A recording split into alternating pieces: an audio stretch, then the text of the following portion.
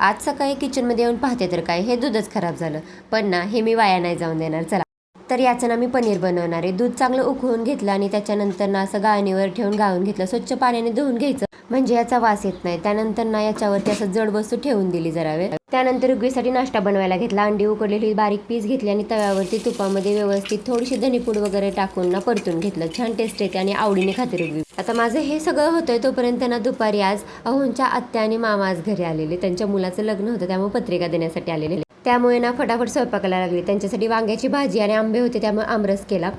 तर अचानकच आल्यामुळे जास्त काही करता आलं नाही त्यामुळे सिंपल असाच बेत केला. त्यानंतर मामाचा उपवास होता त्यांच्यासाठी खिचडी वगैरे केली. आता आत्यांबरोबर येताना हा हर्षूही आलेला. त्याच्याबरोबर रुगवीचं ना खूप छान बॉन्डिंग झालेलं. खूप छान खेळत होते. त्यानंतर पाहुण्यांची जायची वेळ आली त्यांना घालवलं. तर आजचा संपूर्ण दिवस आहे ना स्वयंपाकघरातच गेला. त्यामुळे घरभर पूर्ण पसारा झालेला. तो सर्वात आधी आवरून घेतला. मग थोडासा आराम केला. तर असा होता आजचा दिवस. भेटूयात नेक्स्ट व्लॉगमध्ये. तोपर्यंत बाय.